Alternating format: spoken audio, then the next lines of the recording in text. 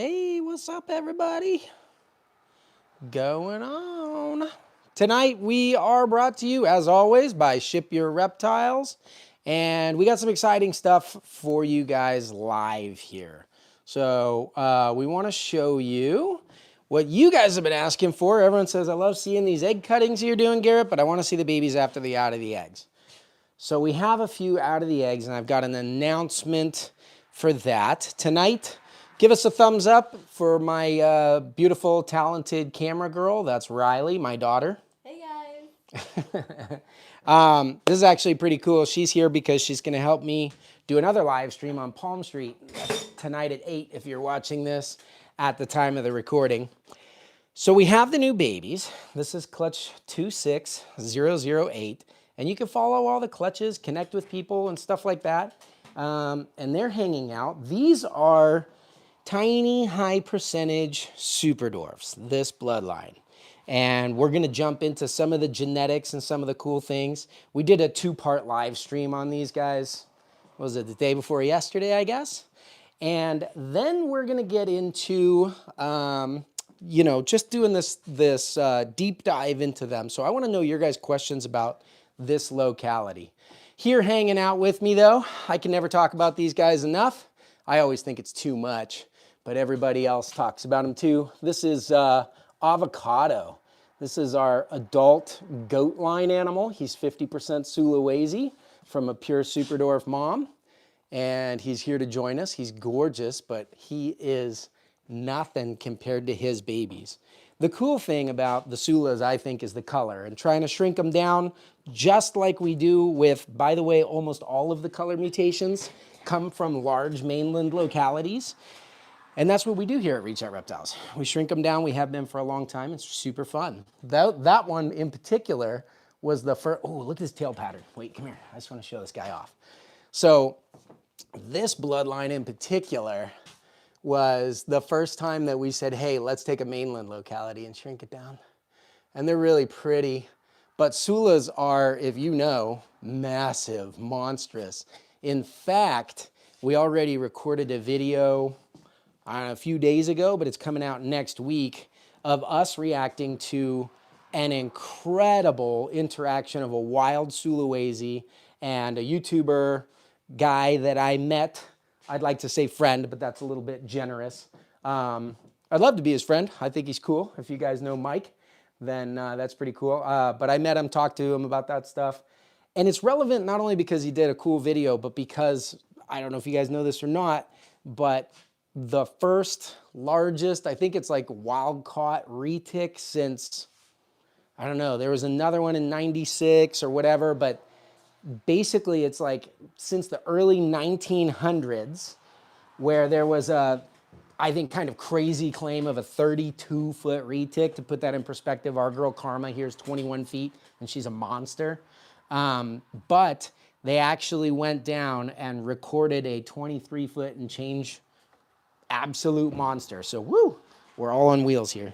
So next week we're actually going to jump in there and get into Sula blood and all that kind of stuff. But I figured he'd want to hang out with us. He's about 6 years old. He's the same size as all his sisters.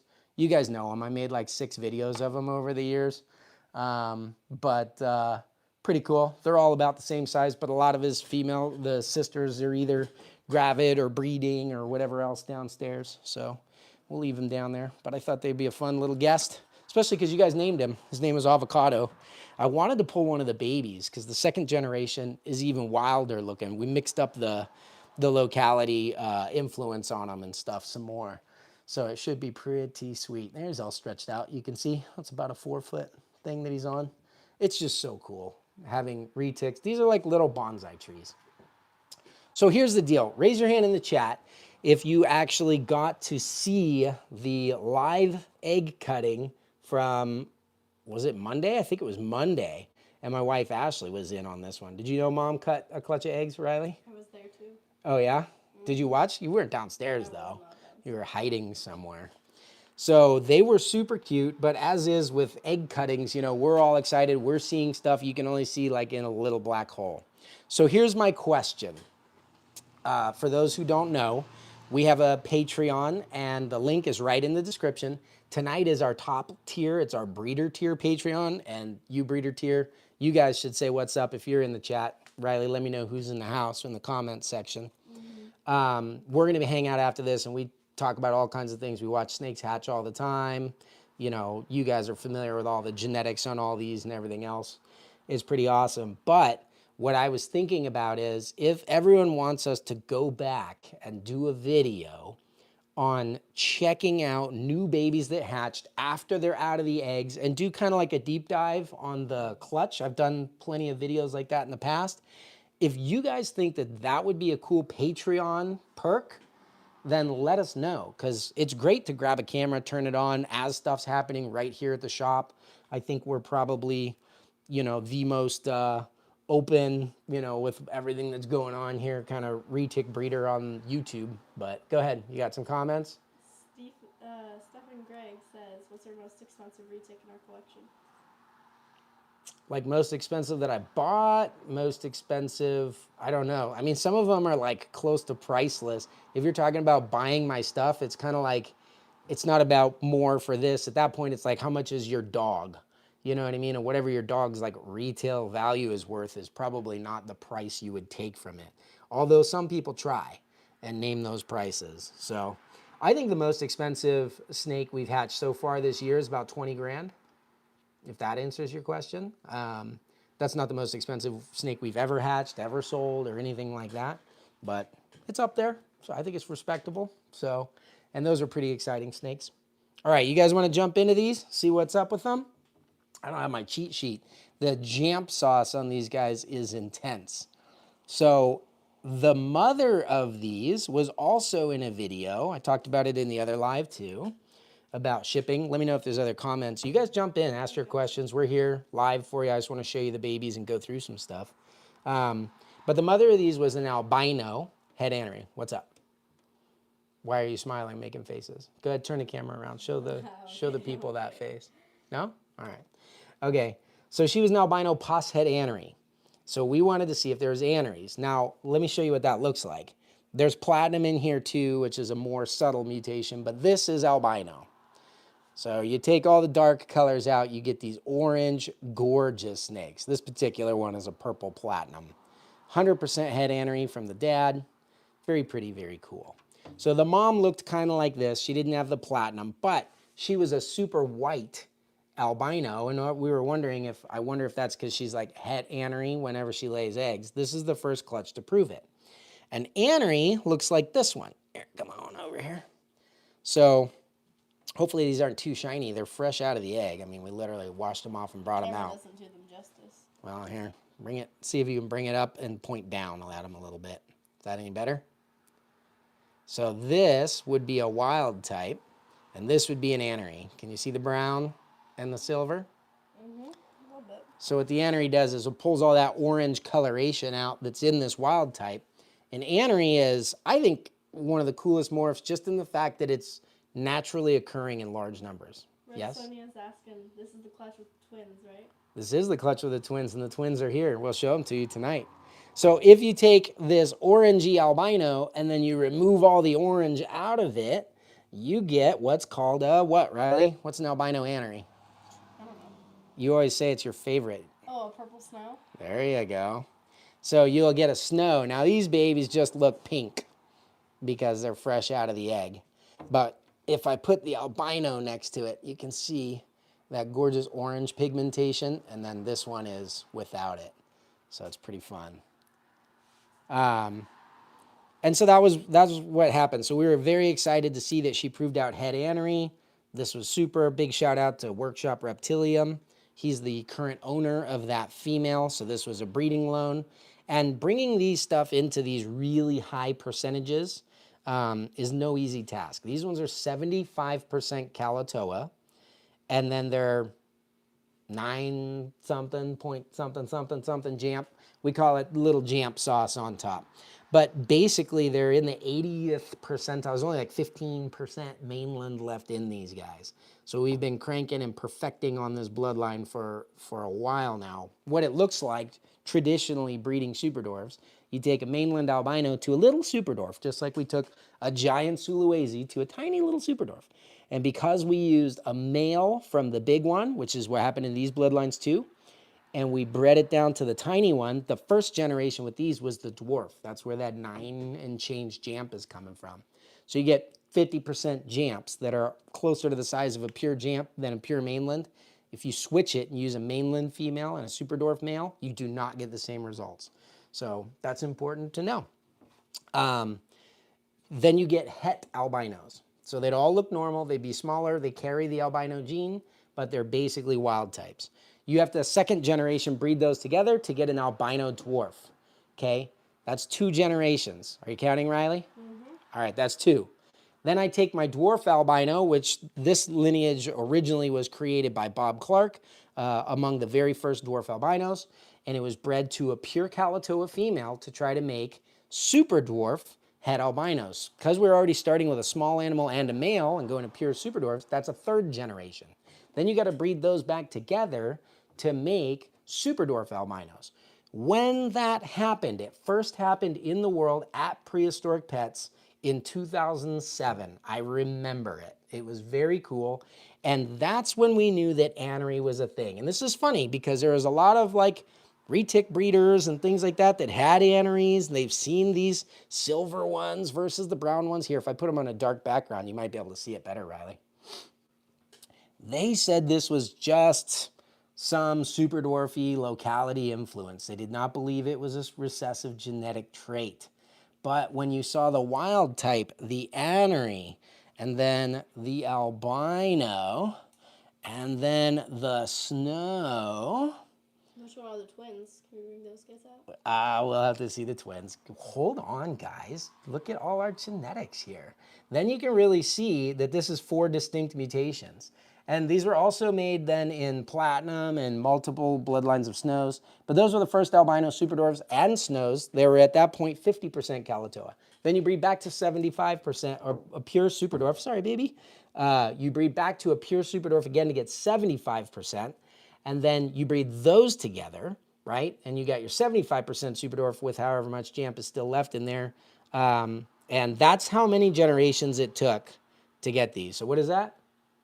6 generations of selective breeding from size. And at the time they were making the first super dwarves, I don't think they actually knew that how critical it was to use the small females, because there was a lot of breedings that were done back then using super dwarf males to big mainlands that people kind of had sitting around, and maybe they were neat morphs that hadn't been put in super dwarf yet. Hello, look at this. You want to come up here? Stand up. You got your shadow. You might have to film from this side. They didn't know at the time, but those animals started growing up bigger. So anybody that actually paid attention to the selective breeding process started to figure it out. There's a really fun video, a quiz fact, when we started breeding these guys back in the basement days. Dave Kaufman came out and did a definitive super dwarf video here, and I pulled 2 75% Kalatoa Platinums out. Exact same localities and bloodline of that locality, bred 2 different ways, and one was huge and one was small. So we've been working for them ever since. Okay, you want to see the snows? Or the twins? I know you want to see the twins. But first, what size does dwarves get full grown? What kind of dwarf? That's a trick question, because it's the way that they apply this like marketing name dwarf, right? So, you know, for example, Karma in there, 21 feet plus, and we bred her to a 7-foot male. Her babies, we kept 2 of them back, are not 2 years old yet, and they're all like they're between 10 and 12 feet. So big. You know, if you took like the largest of the dwarf bloodlines are Salayers.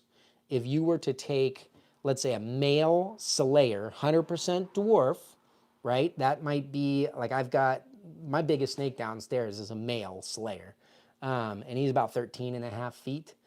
And if I bred that to Karma, technically the babies would be dwarfs, wouldn't they? Because they're 50% dwarf or higher. That's kind of the industry standard when you start mixing. And they would be monsters. They would be huge. I mean, they really wouldn't be much smaller than Karma, if at all. On the other hand, if you bred them differently, you can make them smaller. So that's why it's important to know these different bloodlines. And if you guys want to check it out, again, on our Patreon, we'll do some deep dives into the breedings. Any type of dwarfs, are they around 6 feet? We got Bougie Plants asking. 6 feet is the small end. So there's carumpas. If you want to look at, we did a video recently. We had, I think it was 5 adult gravid female carumpas. They're the smallest locality. And a lot of the adult males from those bloodlines are like 5.5 to 7 feet as full size. They start breeding at like 3 feet. It's crazy. But as mature adults, they're that size. Unfortunately, those are from really remote tiny islands and they're uber rare in captivity. We did hatch some recently. And so if you join our Patreon, you'll get to see some of the babies. But yeah, so there are, but 6 feet is pretty small. So especially if you're talking about, I want that to be the biggest it can get. You got to realize like corn snakes get 5 feet, right? And these are built like a corn snake. So you're looking for a reticulated python, the largest python on the planet. Just broke a world record this year in January, I think, in Sulawesi. And you're asking to make corn snake-sized versions of those. It's crazy. It can be done. But I don't think there's a snake in the shop, even if you bought a pure Karumpa male, that I would say it will never exceed 6 feet. So, all right. So let's look at the twins. Okay, so the twins, this is really cool. You can actually see the platinum best on these. This is an anery. So he's the beautiful silver one. And this is the correct size for a hatchling. When I say correct, I mean it got all its yolk, it developed fine and everything like that. When we did this live cutting, we saw 2 platinum aneries and 1 egg. And I said, are those identical twins? And there's a difference between identical and paternal. In snakes, it looks like this. When you have twins, it's 2 snakes and 1 egg. But you can have either 2 of those inner sacs that if you've ever watched us cut one of these live, you'll see. If you never have, subscribe. We'll do it again. But there's 2 inner sacs. They're separate, and they can be different morphs, different genetically and everything else. Then you have, when there are 2 that are attached. Now you'll notice these little babies actually came out and they still have their umbilical. Their umbilical cord was connected when they came out. So we know that these are actually identical twins. I haven't sexed them yet, but because I know they're identical twins, I could sex one and figure out what the other one was. We'll do it after they have their first shed. You're just seeing them now. But yeah, a lot of people didn't know. This is kind of weird, I know. They don't know that baby snakes, they're vertebrates like us. And even though they hatch from eggs, they have umbilical cords, just like a newborn baby human. And they absorb their yolk, and that's why these 2 have big bellies. They absorb theirs a little later than everyone else's. But also, on all these other ones that came out normally, they have belly buttons. That's right, snakes have belly buttons. Look right here. Can you see it right between my thumbnails? Oh my gosh. Have you ever seen that, Riley? No. That is a belly button. And they have it their whole lives. It's just harder to see later on. You can see that the belly scales that go all the way across are split in half right there. So that little belly button on these fresh babies is what you got. So very cool, very pretty. But what the platinum does, Karma, our big girl, again, is a platinum as well. I love platinum on anery, though, because it brightens everything up. So this anery is like black, silver, and gray. And then this little twin, look how beautiful it is. It's like so light, so colorful. It's like almost purple, like a lilac color. Really pretty. Yeah, this lighting's not doing it any justice. You got to put them on a dark background. Here, let's do this. Let's see if they look any better. It's still a little bit light. Can I have a paper towel, guys? Excuse me. So we got the babies here. Check it out. Cute. Just a little better. There it is. So, yeah, you can see them a little better there. Look how light these platinum aneries are. And then this is an anery, which is dark on camera, but dark in real life too. That's pretty close, what I'm seeing on camera there, to what it looks like, those dark charcoal grays. And then this one's super light. And then these ones will develop like a greenish hue. And as these ones get brighter and gold, retics get brighter and more colorful as they grow. So that's really weird on some of these colorless morphs, that as they get brighter as they grow, they change a lot. So it'll be very cool and interesting to see these. But kind of going back to, we were talking about the goat experiment, greatest of all time, super dwarves over here. Sorry, breaking stuff. Hold still, babies. these guys are from different clutch numbers. You can follow the hashtag clutch number, and then everyone that ever gets one, or anytime we post pictures of adults, you can follow the bloodlines. If you want to super nerd out and you want to see this stuff, then let us know. If you guys like this stuff in the comments section, we'll do some more of it on Patreon, and then you guys can join. And then fun fact, because a lot of people were asking, we had a very similar clutch to this hatch 2 weeks ago. And a lot of the stuff was sold on from our waiting list, which is free to get on. You don't have to join anywhere. But if you don't know what we're hatching, sometimes it's hard to know what's cool. So if you're on the Patreon tier, not only do you get to see them first, but you would get a discount if you bought any babies. So fun little side perks. Yeah. Is there an adult platinum anery that we can see? Do we have one grown up? We do. I actually have their dad. He's about the same size as this, but probably not tonight. If you want to, jump on our Instagram and check it out. We've got a bunch of stuff on there so you can see them. They're really cool, though. They're like the grays are silver, or the grays and silvers are similar, but they have like this lime green cast. And some of them lose all the color together, like some of our platinum anery motleys. So it's a lot of fun. But guys, I'm going to jump on with our breeder tier tonight. We are going to preview a bunch of stuff. We're jumping on Palm Street, which, yeah, it's going to be pretty fun. So we're jumping on that tonight, and we have a big announcement about the Pittsburgh Python Museum over on Palm Street tonight. And maybe some of the most interesting reticulated pythons and African house snakes are going to be on the chopping block on auction on Palm Street tonight at 8 Eastern. If you don't know what Palm Street is, go jump on, download the app, follow us on Reach Our Reptiles, and we'll see you there at 8. Thanks, guys. Give me a sec. New camera.